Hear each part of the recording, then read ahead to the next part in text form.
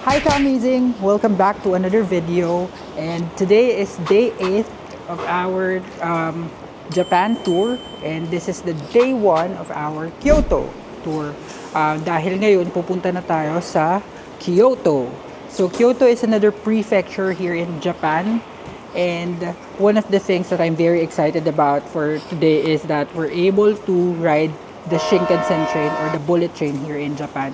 So, kung mapapansin niyo, nag-check out na ako sa aking capsule hotel, which is 9 hours Hotel Akasaka. So, ngayon nandito na ako sa MRT station. Pupunta tayo sa station kung saan merong Shinkansen train and bibili na tayo ng tickets natin. Unfortunately, hindi na tayo nakapag-book sa Klook kasi nga unpredictable yung weather and ang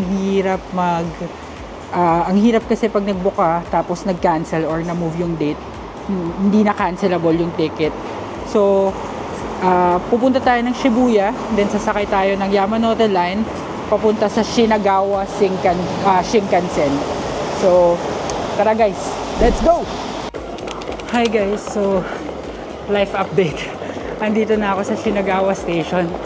Bibili na ako ng ticket papunta sa Shinkansen. Yan. And ang hirap mag-vlog guys kasi dala-dala ko yung maleta ko tapos puro hagdan. So, ikamamatay ko talaga. Pero buti na lang, nandito na tayo. And bibili tayo ng Shinkansen train tickets. Ayan, makikita nyo. Shinkansen and JR Line tickets. So, pipila muna tayo dito para makapag-reserve na tayo ng seat. So, update ko kayo. 2,000 years later. So guys, nandito na ako sa platform ng Shinkansen. Yung sasakyan nating Shinkansen or bullet train, yung fastest, yung tatlo lang yung stop para mabilis din tayo makarating sa Kyoto. And so far naman, maayos yung experience. Sana pagsakay ko ng train, may lagay ko yung luggage ko dun sa overhead compartment kasi yun lang daw yung allowed for a non-reserved seat. Hindi na ako nagpa-reserve ng seat kasi mas may dagdag para makatipid naman. Mahal na kasi mismo yung pamasahe sa train. Nasa 13,200 yen. So mga nasa 5,000 something yun. So waiting na lang sa train ngayon. And yun, buti na lang puro loob ng station yung dinaanan natin. So hindi siya maulan. So guys, nakasakay na ako ng train. Ganito yung loob niya. Yung legroom maluwag. Papakita ko sa inyo. Maluwag yung legroom niya. Yan. Tapos yung bag ko nandun sa taas. So, kasya naman siya. And very comfortable yung seat niya. And dire-diretso na to. At 2 stops lang. Tapos yung pangatlong stop papunta na ng Kyoto. So, enjoyin muna natin yung ride.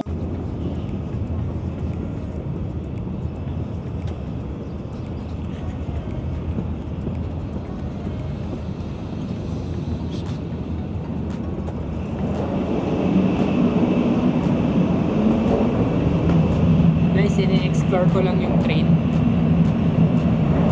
Ang bilis, grabe. Tapos may CR. Occupied pala. Kaya ito yung kabilang side. May CR dito sa Shinkansen guys. Pwede mag-selfie. Yan. Kompleto rin. May child seat pa if ever. May kasama kayong bata. Galing. Balik na tayo sa seat natin guys. Dito tayo. Hey guys! So, I'm here now sa Kyoto Station and I'm so excited. Finally, medyo bumpy yung Shinkansen ride pero okay lang naman. 2 hours din yun. And right now, I'm gonna be going to the hotel. This time guys, hindi na tayo naka-capsule. So may sarili na tayong room. Makakapag-vlog ako sa loob ng hotel ng room. Yun yung nilulook forward to ko. Tsaka may privacy na. 7-minute walk yung hotel from here. And it's just 11 a.m. 2 p.m. pa yung check-in. Tignan natin kung may iwan natin yung luggage doon para makapag-room around na tayo dito sa Kyoto. Come on guys. Share ko lang sa inyo to guys. Ang galing. Dito lang to sa pagbaba ng Kyoto Station. Ang cute. Wala na. So guys, welcome to Kyoto. Ayan, medyo makulimlim pero hindi naman umuulan dito sa Kyoto. And very chill yung mga tao. Ano lang, laid back. Hindi mabilis yung pacing. So, ano to, kabaliktaran ng Tokyo. And literal din guys, yung word na Kyoto, kabaliktaran din siya ng word na Tokyo. Fun fact. So, lakad pa rin papunta sa hotel. And papakita ko sa inyo yung hotel kapag nandun na tayo. Guys, share ko lang itong mga nakikita nyo nito guys. Ano yan, bike parking. Ilalagay lang nila dito yung bike sa parang elevator. Yan dito. Tapos maglalagay sila ng coin doon. Tapos gugulong na yung bike nila dito. Tapos mapaparada na. Ang galing nga no? Underground parking. So finally guys, andito na ako sa harapan ng aking hotel dito sa Kyoto. So this is Hotel Excellence Kyoto Station. Very near to sa train station, sa Kyoto Station. And maganda din yung location, harapan siya ng highway. Yan, so doon lang yung bus station, may bus stop, may bus stop doon. Tapos ito, may overpass. Diyan ako dumaan kanina at nagpakahirap. Tapos malapit lang din siya sa ibang attraction. Doon banda guys, sa dulo, meron doon parang tower. Hindi ko lang alam kung yun na ba yung Kyoto Tower. So ito siya. Yan, tapos mataas din siya guys. And ang pinaka nililook forward ko talaga guys is yung may sarili na akong room. So papasok tayo and tatry natin kung pwede na mag-check-in. Guys, eme lang pala guys. Practice lang, hindi pala yun yung hotel natin. Sabi niya kasi, sabi ng receptionist doon, 3 yung Hotel Excellence dito sa surrounding na to. And yun sa atin daw is nasa kabila. Tinuro niya naman sa maps. So, haharapin ko na naman itong parusang to. Ay. So guys, ayan, finally nandito na tayo sa Hotel Excellence. Yung hotel talaga natin na binuko sa Agoda. Ayan. Meron siyang smoking area dito sa unahan. Tapos, ganito siya kataas. Yan. Katabi niya yung mall. Aeon Mall. Ayan. So, check out natin yan one time. And then, mapapansin nyo guys, nagbihis na rin ako kasi pagdating pumasok na ako agad. Tapos nag-try ako mag-check-in pero sabi nung receptionist 4 PM pa daw yung check-in. So nagpalit na lang muna ako, nag-freshen up para naman hindi ako limahid sa first day natin dito sa Kyoto. So ang gagawin natin ngayon guys, ayan, papansin nyo medyo maulan na rin. Kanina mainit nung pumunta tayo dito. Gagawin natin ngayon guys is pupunta muna tayo sa Nara Deer Park, which is 1 hour away from here. Makikipaglaro tayo sa mga deers doon sa Nara. So, let's go! So, nandito na tayo sa train guys, papunta sa Nara. Umago lang ako kasi paalis na yung train. So guys, nandito na tayo sa Nara Park Station. Dulong station to ng Kyoto, from Kyoto Station, dulong station siya. Yung kanilang local line. Maglalakad na lang tayo papunta dun sa park mismo. And marami pa akong mga nakita sa TikTok na pwedeng magawa doon, tsaka food, more like food trip. So tatry natin matikman lahat ng mga food na uso sa kanila. Guys, pagbaba natin ng train station exit number 2 at pag-angat natin, ito na, Higashimuki Shopping Street. Hirap So ito yung maraming mga mabibiling street food. So, tignan natin kung dito ba yung papuntang park. Ay, hindi. So, sabi, try na lang natin dito. Daan na lang tayo dito. Hindi makapag-decide. So, ito parang mga moshi manju. Dito may restaurant. Ito yung nakita ko guys sa TikTok na egg, yung malambot daw na egg. Ayan. 2,500 yen. Mahal for an egg. 2,500 yen. Tapos meron din dito yung mochi na literal na ginagawa daw sa harapan mo. Yung matcha mochi. So of course, hindi mawawala ang mga ramen. Ito, Grancia. Ito guys, mga iba't ibang mochi. Pero lahat matcha. Ayan, dito. Ang bango ng amoy. Para tong yung sa Asakusa guys, yung pinuntahan din natin na street doon. Na puro kainan.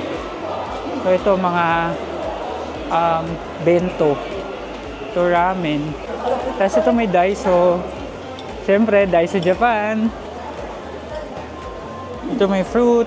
Ayan, dire-diretso lang muna tayo. So dito guys, may mga keychain, souvenir. Mga keychain ng deer, oh. Kasi deer park nga itong papuntahan natin. So, puro deer. So, wala pa ako nakikitang ayan, oh. Pwede ka magpa-picture sa deer. Okay, abante tayo dito. Kay Kuyang Ronald McDonald. Charot. Ayan, may McDonald's dito. Ay, taga dun siya. Tapos dito sa kabilang side, may Moss Burger.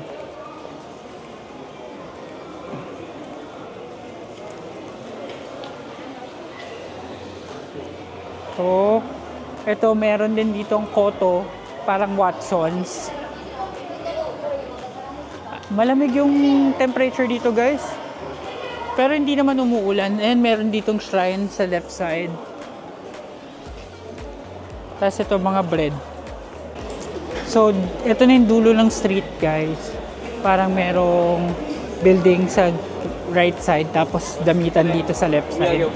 So, sabi dito, pagdating sa dulo, left. So, ito yung makikita nyo guys sa left side. Ayan, dumadami na yung tao. Ibig sabihin malapit na tayo sa... Ayan, oh, parang may Turkish ice cream na naman dito, ah. Ayan. Pero ayoko lang magpaganyan, nayari na ako sa ano. So, ito na guys, yung mochi. Ayan. So, makikita nyo. Hindi natin naabutan yung minamasa nila mismo yung mochi. Ayan, 540 yen tatlo. Ang price niya guys is 1 for 180. Ayan, sabi next, may oras lang yun guys eh. So, next demonstration is at 2. So, 1:30 pa lang. Hindi natin naabutan, sayang. Try natin yung mochi. Bibili dapat ako guys ng mochi, tatry ko. Kaso nga lang, pagtingin ko dun sa wallet ko, wala na akong barya. Kasi nung nag-withdraw ako kagabi sa ATM, nag-withdraw na pala ako kagabi guys. Ang na-withdraw ko, 50,000 yen. Kasi nga mag-Shinkansen. So, kailangan ng pera. So, puro tag sa 10 lapad yung nilabas. So, wala akong barya ngayon. Hahanap muna ako ng ibang mabibilihan na makakapagpapalit ako dun sa 10 lapad. Kasi yung mochi parang 180 yen lang. So, dito guys, pag dumire-diretso kayo, puro stores pa rin.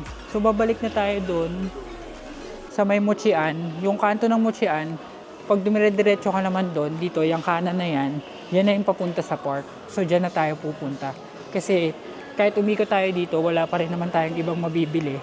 Kasi wala pa nga tayong barya. So, guys, ito, sumasama na naman yung panahon, umaambon-ambon na naman. Napaka-unpredictable talaga ng weather dito sa Japan. Mapa Tokyo, mapa Kyoto. Biglang maaraw, may initang ka, tas maya-maya biglang lalamig, uulan. Kaya it pays to be prepared. Dapat lagi kang may dalang payong o kaya jacket para kung lamigin ka.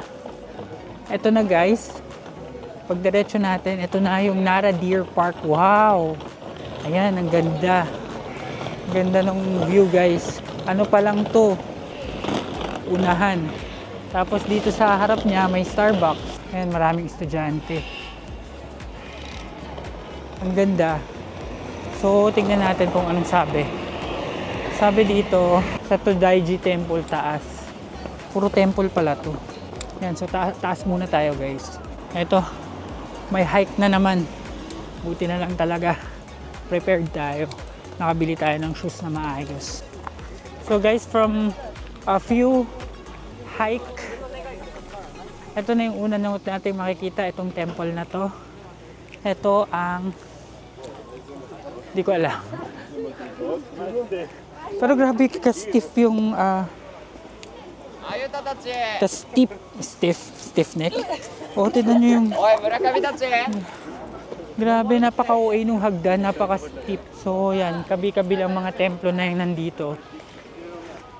Tignan nyo guys yung hagdan, napaka-steep.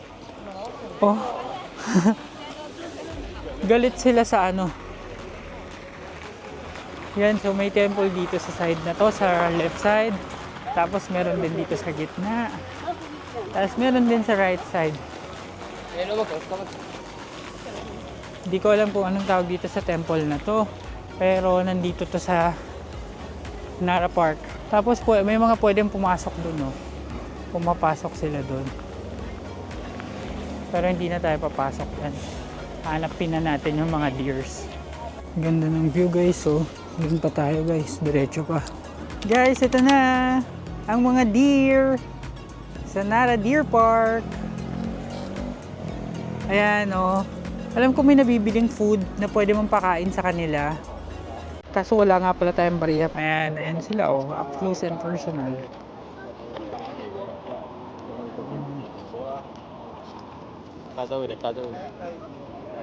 Ang saya. Ang lalaki ko sa personal, malaki pa sa aso. Ang haba ng face nila, parang aso. Pero wala silang anong pangil. Ayan. O ha? Bye kuya. Ito may papunta sa akin. Uy. Ayan guys, dumaan yan sa akin. Pagkatapos. Ayan. Talaga ano sila. Tinitignan nila kung sino mabibigay ng pagkain. Ay, wala kang pagkain. Hindi ka napitan. Parang mahirap magpa-picture sa kanila kapag wala kang food. Tapos, meron guys may sungay. Gusto ko magpa-picture dun sa may sungay. Ito, ayan, may sungay yung isa. Ito tahimik lang sa umpisa. Sarot. Ayan o. Upo muna tayo dito sa bench. Try natin makapagpa-picture kasama yung mga deer. So guys, umuulan na naman. Hay ako. Napaka-unpredictable talaga. Tapos, ang tataray ng mga deer, ayaw magpa-picture pag wala kang pagkain. So, naghahanap ako kung saan nila binibili parang pagkain. Para lalapit sila sa'yo kapag may pagkain. Pero, sabi dito, maging maingat daw kasi minsan nga nananakit sila. Or nangangagat kapag, nagiging aggressive sila pag may food. So, wala ako talagang makuha maayos na picture kanina. Kasi wala daw akong food, sabi ng mga deer. So guys, ito naman yung Nara National Museum. If ever, pag nakita nyo yung may mahabang pila, ayan, papunta yan dun sa museum. Pero hindi na tayo pupunta. Hindi naman ako din interested dun sa mga museum. So, lakad-lakad na lang tayo habang umuulan. At sana mahanap na natin yung nag-aalok ng pagkain. May sound sila guys, meron silang wine. Hindi ko lang alam kung naririnig sa video, pero merong sound yung mga deer parang pag nagtatawag sila or nagko-communicate. So guys, ayun, nakabili ako nito. Ito yung parang chips or biscuit na kinakain ng mga deer. 200 yen siya. At in fairness kay Lola, meron siyang bariya sa isang lapad. So papalit ako, ayan, dyan kay Lola. Dyan kayo bibili kapag bibili kayo ng pagkain sa mga deer. Tapos bumibili ka pa lang, lalapitan ka na ng mga deer. So pwesto tayo ng maganda-ganda para makapag-picture tayo habang nagpapakain. Pero ang bango, parang gusto ko na lang kainin. So guys, meron na tayong guest. Ito na si baby. Baby, ang hirap magpaka. Tingnan mo tong dalawang to. Tapos pakainin, tatalikuran ka lang. Binigay mong lahat, tapos tatalikuran ka lang. Okay. Grabe guys. Ang hirap kasi nakakatakot. Nakakatakot sila kapag yung susuwagin ka nila. Pero, hindi naman masakit. Mas masakit yung 200 yen na pinakain mo tapos tinalikuran ka. Pati yung mga deer guys, sumilong na. So guys, bumalik ako dito sa shopping street nila kasi ang lakas na ng ulan. So from Nara Deer Park, bumaba na ako ulit papunta dito kasi grabe, parang babagyo na. Ganun yung lakas ng ulan. So lilibutin ko na lang ulit muna to hanggang dun sa dulo. Baka kasi may mabili tayong something interesting. Ayan, may mga salamin din. So, may damit, tapos restaurant of course. Kaya may mga shoes parang Japanese brand na shoes, Patrick ata to. Tapos meron doong supermarket. Sabi nila sa mga supermarket, meron din daw mga sale paggabi. Sale na mga bilihin, bento, mga ganun. Mas marami foreigner dito ngayon kaysa sa local. So meron dito kung Japanese denim. Tapos of course matcha. Parang nagiging matcha lover na nga ako dito kasi ang sarap ng matcha nila. Onigiri. Ayan, iba't ibang onigiri. Ayan. So meron ditong Nara tea rice. Onigiri ng Nara. Cute. Ito mga pangbata. Ano to? Corn dog. Ayan corn dog siya guys. Narating ko na yung dulo guys. So ngayon, pabalik na ako. Balik na tayo dun sa pinakaunahan. So bibili tayo dito guys. Vegetable siopaw. 300 yen. Vegetable siopaw. And one vegetable. Vegetable? Yes. Okay. So guys, ito yung siopaw. Para siyang dahon yung shape niya. Tapos vegetable siya, 300 yen. So titikman natin. Ang sarap. Ang lambot nung yung pinaka-bun niya. Tapos yung laman, lasang gulay talaga. So good to. For me, good to. Puro gulay yung loob. Sarap. Guys, ito yung mochi. Bumili ako ng green tea, grass mochi nila. Titikman natin. Hindi ko type pa. Siguro para sa iba masarap pero hindi ako fan. Hindi ko siya type. Guys, bumalik ako dito sa Fukuroku Duo. Yung sinabi kong parang Moshi Manju na walang tao kanina. May tao na ngayon, so bibili tayo para lang matry natin. So ang 10 tiraso is 330 yen. Yan. 10 pieces.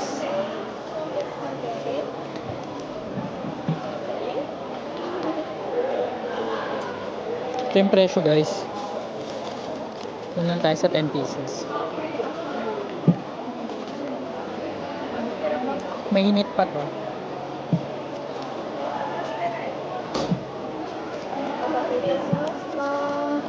Arigatou gozaimasu. Ba natin? Taste. Wala siyang laman. Parang bitin yung lasa. Pero pwede nang panawid gutom kasi nagugutom na ako. Kaya pabalik na tayo guys ngayon sa train station para makapag-check-in na tayo dun sa hotel since isang oras pa rin yung biyahe papunta dun. And 3 na. Para sakto 4 nandun na tayo. Hi guys! So kabababa ko lang ng train station dito sa Kyoto Station. And ngayon pupunta na tayo sa ating hotel para makapag-check-in na finally. And medyo nakakapagod, nakakaantok na nga eh. Gagawin lang natin, dadaan lang tayo dun sa Aeon Mall, papunta dun sa ating hotel. So guys, nandito na ako sa elevator ng Hotel Excellence sa Kyoto Station. And meron na tayong keycard. So ating-atin na talaga yung room na yun. So I'm gonna give you a quick room tour bago ako mawala ng malay. So ang room number natin is 905. So 9th floor tayo. So ayan. Yung baba guys, merong amenities kit na libre. So pwede ka doon kumuha anytime. Tapos may kasamang breakfast na rin to. Free breakfast. Hindi siya actually kasama dun sa room rate. Pero yun, may mga libreng tea sa baba, coffee. So sulit na rin. So ito na tayo guys. Buksan natin. Maliit lang to eh. Insert the card here. And ito na yung room. So pagpasok mo, merong mirror, may TV, and yung bed. Very, very small. Very, ano yung room? Compact. And then ito yung CR. Ayan. Mahiya kayo sa CR nila guys. May bathtub yan. O, diba? O, ha? O, ha? Perfect na to para sa akin. Wala na akong sasabihin. Meron din silang chinelas dyan. Tapos merong mini ref. So, hindi na tayo mahihirapan sa mga malalamig. At kapag may kailangan tayong doon sa malamig na tubig. So, yun guys. Magpapalit lang muna ako and papahinga muna. Medyo napagod din, malayo yung biyahe from Tokyo pa. And ngayon pa lang tayo makakapagpahinga talaga. So, babalikan ko kayo mamaya kung sakaling makakalabas pa ako. But if not, then I would let you know as well. Hi guys! So, nakapahinga na tayo and nakapag-ayos na rin ako ng mga gamit kahit papaano. So, ngayon naman, lalabas tayo. Tatry lang natin pumunta dito sa mall, sa Aeon Mall. Tapos, hanap tayo ng GU kasi medyo konti na lang yung mga damit ko. So, hanap tayo ng mga pwede nating mabiling damit kung meron. Hinahanap na rin tayo ng dinner. So guys, ang lakas pala ng ulan. Hindi ko napansin na malakas yung ulan kasi nakasarado yung bintana ko. Buti na lang, yung hotel, may libreng payong. So nagpapahiram sila ng payong. So kahit maulan, kayang-kaya. So guys, ito na yung mall. Ayan yung hotel. Literal nakatabi lang siya ng mall. So tatumbling ka lang tapos nandito ka na agad sa Aeon Mall. Ayan. Punta tayo dyan. Guys, welcome sa Aeon Mall. Sana may GU. Ito, may Uniqlo guys. Naka-sale ata sila. Kutob ko lang. So, hanapin natin yung Uniqlo. Tapos, kung wala, hanapin natin yung GU.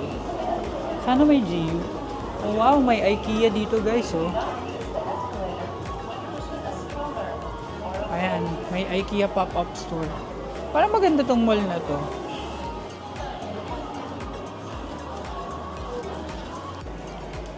Guys, Uniqlo. Ito may mga pants sila. 2,990 na yen. Ultra Tech Jogger pants. 2,990. 1,000 lang na pants guys, oh. Murang-mura. And then ano pa siya, maganda yung tela, malambot. Ito yung mga t-shirt na magkano to dito? Ito kasi nabili ko to 1,500 yen. 1,500 yen. Nabili ko yung ganyan ko guys 560. Mas mura nung sa sa Venice. Kasi opening nun sa Venice. Nakabili kami ng t-shirt na ganyan. 390 lang. Ito din 1,990. Pero may tax free pa dito. They do offer tax free. Wala siya nung mga kagaya nung sa GU eh.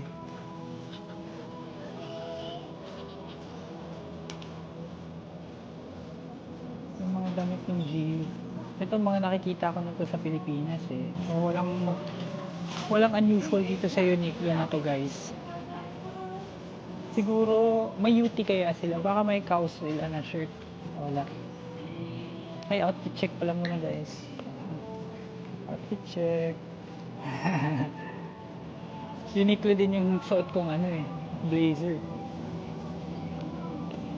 Pero wala guys. Wala talaga. Wala sila ng mga knitted, yung mga uso ngayon Korean. So, tara, bati tayo dito guys. So guys, lilipat tayo dito sa Kyoto Avanti Mall. Kahilera lang to ng Aeon Mall guys, kasi nandito yung GU. Tapos, nakakatuwa kasi meron din ditong Don Quixote. Ayan. So, dito tayo mag-check kung may mabibili tayo. So guys, nandito na ako ulit sa GU. Pero magsasara na sila. So, kailangan kong magmadali kung gusto kong may abutan pa at makapagbayad pa. Sige, pipili na ako. Ito pa rin naman yun. Ayan o, yung mga... Ito parang maganda o. Pero parang Makate. para makati sa katawan. Ano tayo mga iba pang gamit dito. Oh, this one's nice, oh. Long tooth. Ito guys, mga 990 lang, oh. Ayan, mga 990 lang yan. 990 yan, mga nasa 300 pesos lang.